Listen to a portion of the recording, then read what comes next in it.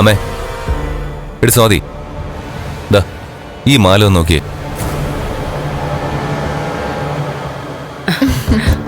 ഇത് ഞങ്ങള് കണ്ടു. ഉണ്ണിയേട്ടൻ ഏട്ടത്തിക്ക് കൊടുത്ത ബർത്ത്ഡേ ഗിഫ്റ്റാ.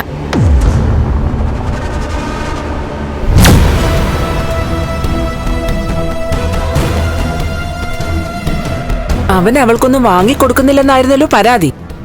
അതേതായാലും ഇതോടെ തീർന്നു കാണും. എന്നുവെച്ചാ ലക്ഷങ്ങൾ വില വരുന്ന നെക്ലസാ വാങ്ങിക്കൊടുത്തിരിക്കുന്നേ. അതെ അതെ, ലക്ഷങ്ങളുടെ വില വരുന്ന നെക്ലസാ. അല്ല, നാളെ അവരിവിടെ വരുമ്പോ അതിന്റെ വില എത്രയാന്ന് ചോദിക്കണം. അത് നിനക്കറിയത്തില്ലേ?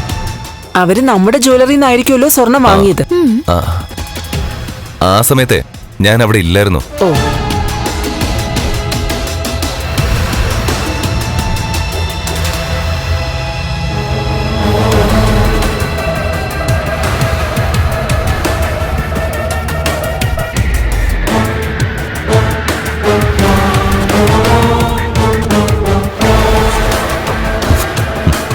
ഇത് വെച്ച് നാളെ ഞാനൊരു കളി കളിക്കും.